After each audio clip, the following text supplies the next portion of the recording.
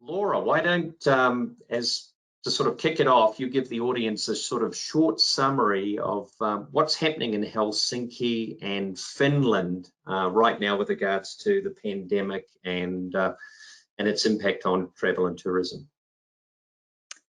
Well, thank you, and hello everyone from Helsinki, Finland. It's 10 o'clock in the evening here, or 10:15. So, and thanks for inviting me. It's great to be with you today. Well, considering the situation, I think we're doing fine. It's crisis all over the world, but we're doing quite okay.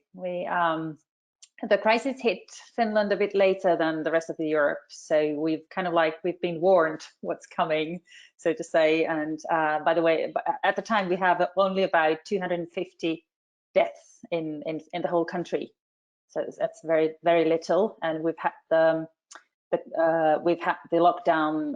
We're having the lockdown since 7 to 8 weeks now.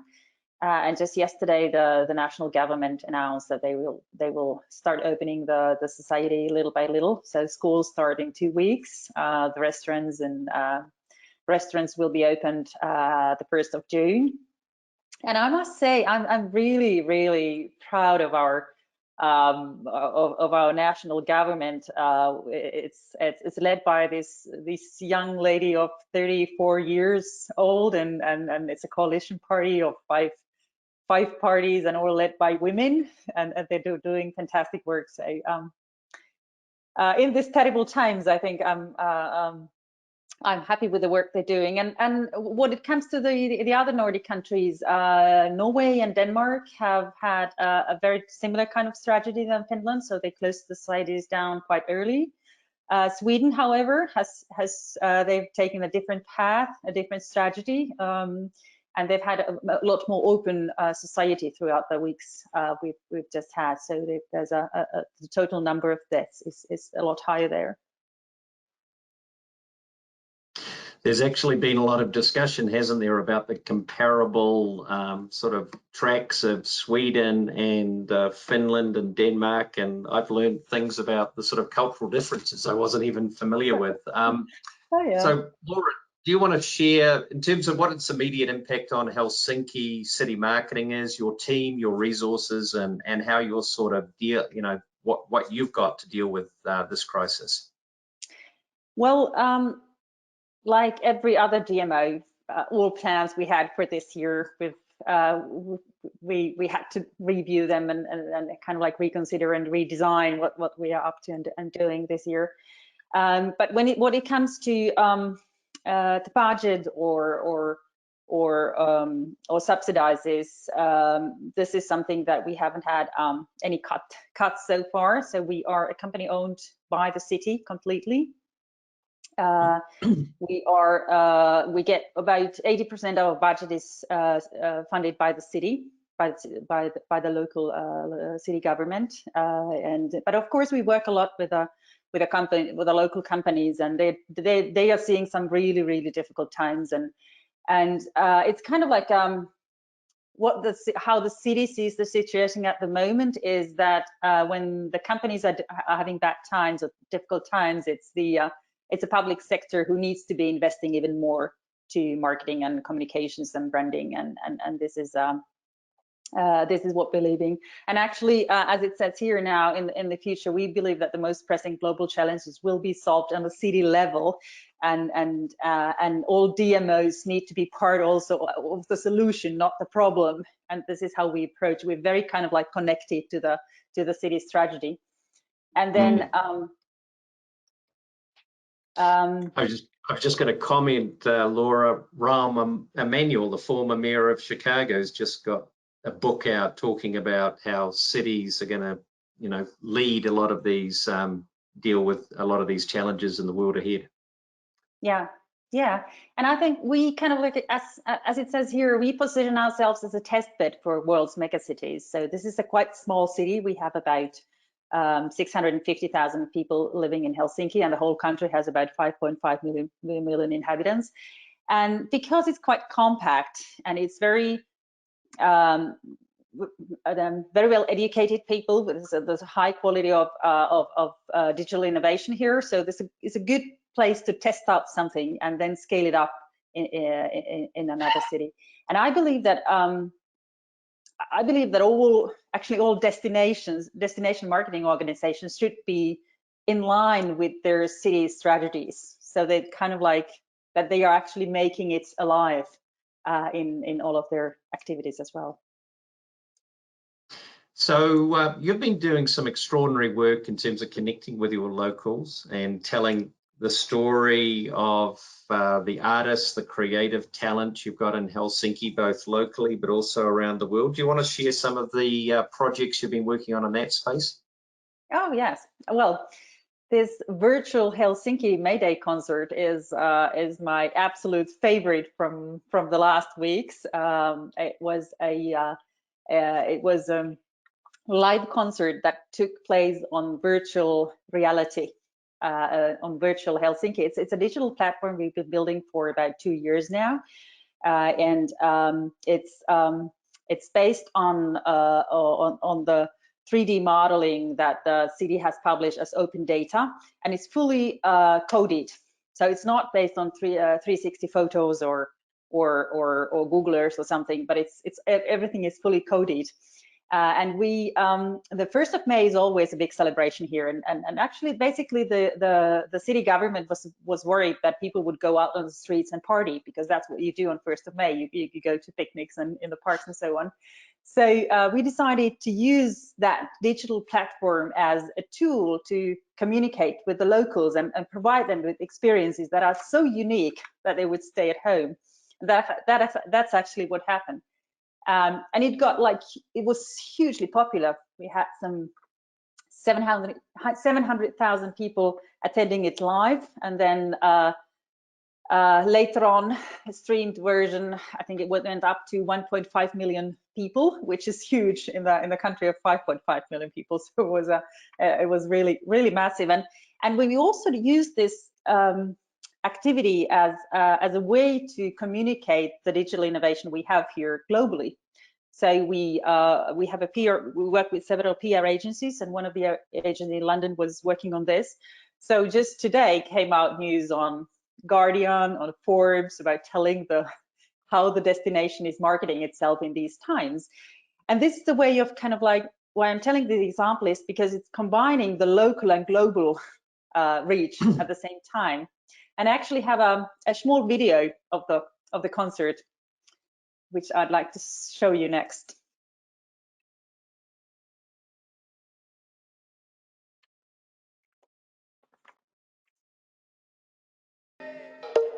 Juna, laiva, flygari, otan tääl pysäkil. Bruna aina ysärin, suuntaan mä kysäsin.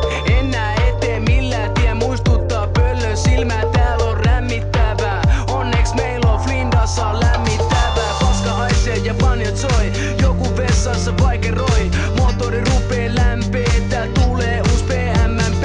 Reissutarinoita, tyhjiä varikoita.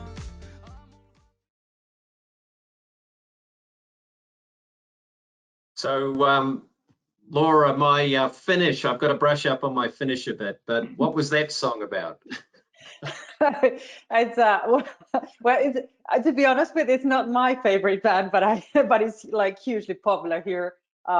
Some, nonsense. But I mean, it's really everyone loves it here. So it's actually the virtual reality concert was taking place on Senate Square, which is the most iconic square here, and that was the where people normally gather also on the May Day. So it was a really kind of like a nice ways to use it digitally and virtually that way as well. Yeah. So those were quite incredible numbers you got in terms of engagement. What was the secret, do you think, to getting engaged with locals and getting them connected into this virtual concert? How did you actually get the message out? Well, it was first and foremost, it was a collaboration. So it was all parties working closely together, and we as a DMO were only playing a very small detail in this. So it was the whole city organization. It was starting from the mayor and everybody involved communicating, and do not go out. That is, we want you to stay home. I think the collaboration was the key word, and really the band was something that what's the most popular in the country at the moment, and also the fact that it was technically so advanced, so people hadn't seen things like that. You could also be part of it, so you could create your own avatar and be in touch with the band. So it was not like a streamed concert as you're used to see nowadays, but it's really, you could interact with the band and send emojis and you kind of like be in touch with the band. It's very similar. It used a similar technology as the Fortnite had last year with the DJ Mashable. So it's the same similar kind of concept, but nobody had done that in Finland before, and I think it's quite unique in the world as well. Yeah, my 19-year-old daughter knew about the band, so there you go. So Helsinki's been known as a real global leader in terms of digital innovation with initiatives such as, your My Helsinki open data platform. Do you want to give us an update on how you're thinking about and leveraging your sort of leadership and innovation in digital, and what are you planning out of this crisis? Well, there are two things that we focus on in our international marketing and communications and brand building. The other one is digital innovation, and the other one is sustainability. And I think these two things become even more important in the future. So we're going to focus even more strongly in those in the future. And Helsinki is a world leader in open data. I think it's city, the second city has opened the second most open data sets in the world. And we believe that this open data creates also trust between the people, with the local community. And when we started to build our new website 3 years ago, myhelsinki.fi, we realized that actually we have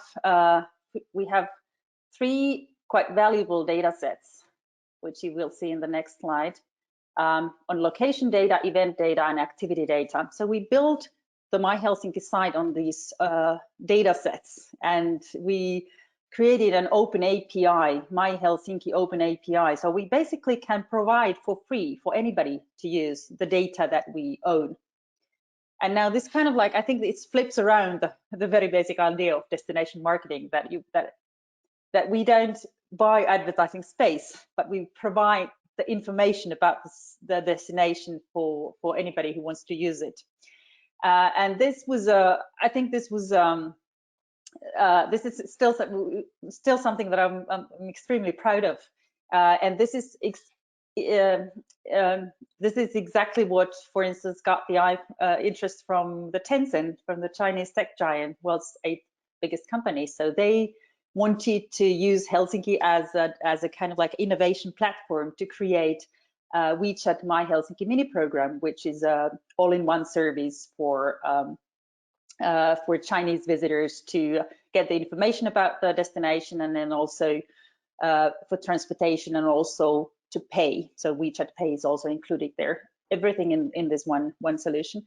So this kind of like, I think the technical innovation is it's not about technology, it's about people. So really understand, having the human-centered approach of how people behave, and creating services around it. So I often say that we don't do marketing, we do good services, and we do so good content that people find that it's exciting and want to use it.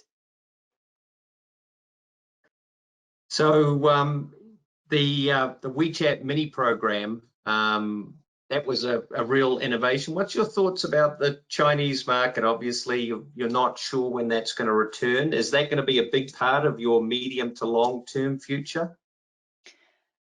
Yes and no.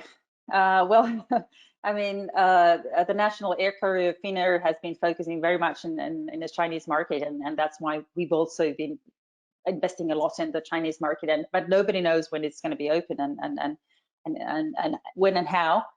But at the same time, I mean, of course, we're going to do things they're still in the future, but at the same time, we're going to look at the markets nearby. So meaning that's the other Nordic countries, the Baltic countries. Russia is, St. Petersburg is 3.5 hours by train from Helsinki. It's very close by. But we've been lucky with the fact that we don't have only one big market. We have 6, 7 markets that are equally big, including China and Russia and Germany and UK and so on. And US as well. So a big part of your digital platforms has been getting locals involved and having really rich, deep local content, local recommendations, etc. What's been the secret to getting that local engagement on your digital platforms? I think it's that's a good question, and I think it's the secret is authenticity. That like I said, we're not doing marketing, but we're doing content that is really people believe in.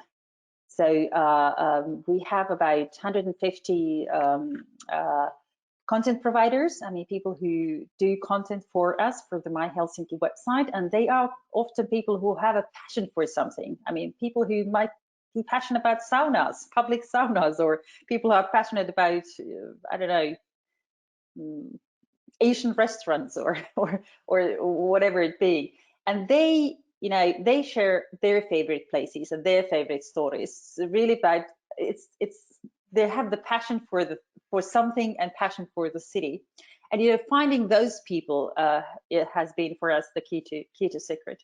And then also we of course now it's different. Now we focus very much on marketing on the locals as well, but in these old normal times, we used to say that our target markets are international, but we create the credibility from the locals. So the locals must think that the content is good, and the content that the locals use the site and use the content. Then we have the credibility to talk with them, talk to the foreign audiences. Yeah, and that sets you up beautifully, doesn't it, for pivoting to more of a domestic focus in the recovery. So let's move on to sustainability. And you've been a real global leader, Helsinki, in terms of sustainability, your Think Sustainability program. So a couple of weeks ago, we held an Earth Day special webinar, and we talked about destinations that have had a commitment to stewardship, but how do you sort of come out of this crisis and both your own organization, your tourism industry, and more broadly the visitor experience is more sustainable. So as a city that's been a real innovator and leader in sustainability, how are you thinking about this space and what's going to happen out of this crisis in terms of your commitment to sustainability? Well, I think sustainability will be even more important in the future, and I believe that the customer behavior will change quite radically in the future, in the post-corona times, and we of course we won't stop traveling. Nobody wants that, but the reasons why we travel will be different. So there needs to be a stronger why you travel somewhere, and it needs to be connected to your own values, and the destinations that understand the values of their target audiences are, I think, the winning ones. And so I believe that actually marketing is coming more purpose driven in the future, and the purpose for us is sustainability. So you can actually we not only talk about it, but we make it come alive. And this again is based on the strategy that the city has. So we have, like it says here, we're committed to being carbon neutral by 2035 and reducing the emissions by 60% by 2030. And this is we as a DMO are part of this city strategy. We're making it come alive with the activities we do. And the this Think Sustainably service that you see here is a digital platform, a digital service that combines sustainability sustainable choices in the city, from inspiration and transportation. And this is part of my Helsinki science. So basically the idea is to make sustainable choices as easy as possible. And it works two ways. So we're encouraging the service providers to change their behavior into more sustainable. And then we are encouraging the visitors and the locals to choose more sustainably. And all this service is based on a criteria that we created with a local think tank, and is it's very easy. So it's kind of like the whole point was that it's as easy as it can be, so that it's really the small service providers can change their behavior and change their activities into more sustainable. Because very often the environmental certificates are quite, you know, they're quite tricky and hard to kind of like, there's for a small company, it's quite hard to work with those ones. So and it's the sustainability, it's not either or, but it's both and. So you kind of like, all the small steps matter as well. And when there's enough people taking the small steps, it will have a huge impact. And this is what we are very strongly believing in.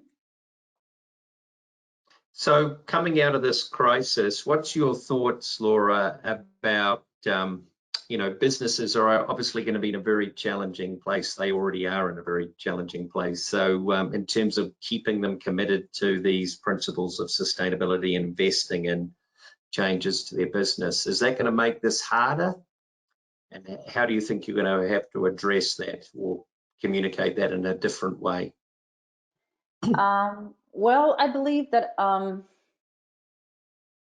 again, that it's not something that is, because it was there before the crisis, and it's not going away, and having the whole community communicating the same thing, and starting from the from the National Tourism Board to the local government, to different DMOs in Finland. So it's not only Finland who's committed to sustainability, but it's a whole country.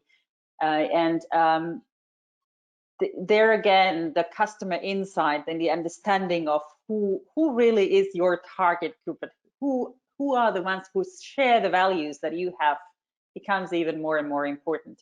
And this is because I strongly believe that we don't, I mean, we might travel less in the future, but there's a stronger reason why we travel. And then encouraging those who come to your destination to stay longer or come again.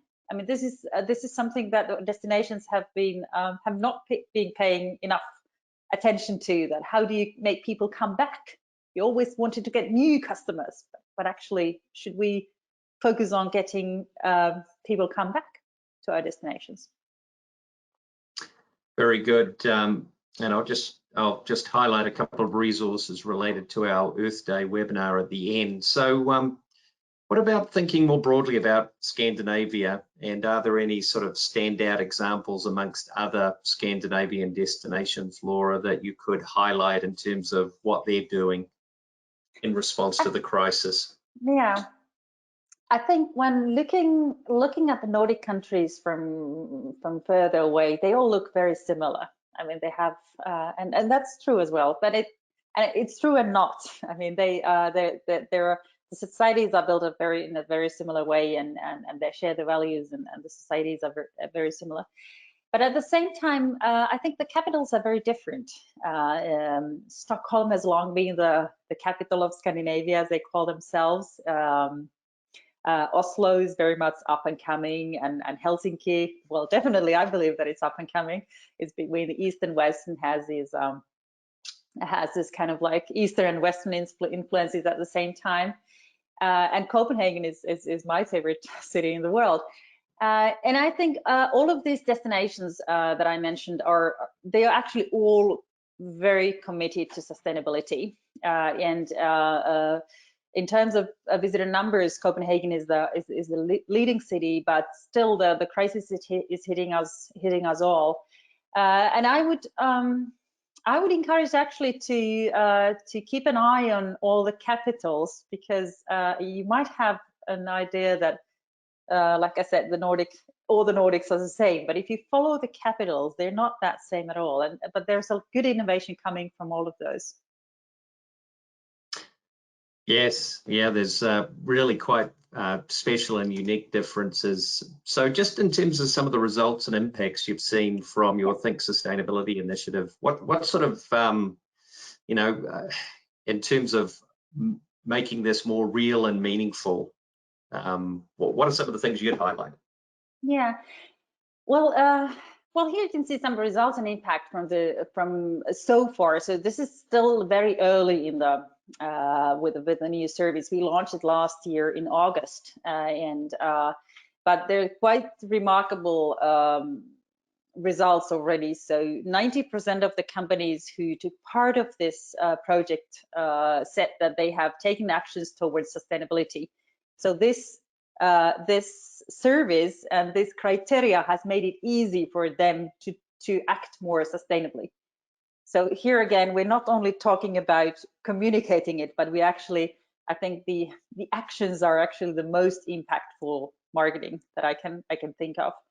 And here again, we not only launched the new service, but we also communicated it globally quite strongly. So as we said, there's a lot of earned media. There's a big earning media value. There's more than 400 articles written about the service, and that was quite surprising for me. I mean, it's a part of our website, and we created 400 articles about it. So I think it talks about the fact that there's a really strong need for in terms of finding concrete actions and really something that is tangible and something how you can change your behavior and how you can make an impact on the destination. So not only, I think this is it's a whole new area of marketing and brand building nowadays, and I'm happy about it. I think this is the way it should be. Yes, impactful. So I'd encourage everybody, there's some great resources that Helsinki shares on their website about both their digital innovation and sustainability initiatives, and we'll include some of those links in the follow-up. So just to wrap up, Laura, what would you highlight in terms of final pieces of advice for destinations who are listening in from you know, around the world and across the US? What are your sort of practical lessons of grappling with this very challenging time? Well, this is my favorite favorite thing. I come from outside the industry. I've worked now with the Helsinki marketing for 4 or 5 years. I worked a lot with the travel industry, but I'm not from within the industry. And I think one advice I would give to all DMOs is to hire outside your kind of like the people you know already. So you need, because the role of the DMO is changing. I mean, and with this crisis even more. So hire people from that you don't know, who think differently, who kind of like help you kind of like renew your activities and renew the way you think you should do marketing. And then the second thing is focus on people. Focus on customer insight, understand the values, understand what your target groups, what they desire and how they act and how they, what sort of life they live. And then the third thing is be bold. I mean I think these times call for radical innovation, and we cannot do the things in the similar way we used to. And like this virtual Helsinki concert was quite a crazy idea. I mean, it was actually a silly idea having this band playing on the Senate Square virtually, but it grew out to be a story, a real story that people found exciting when it had the whole kind of package of the city and its ambition level and its kind of like commitment to digital innovation. So that's my short advice.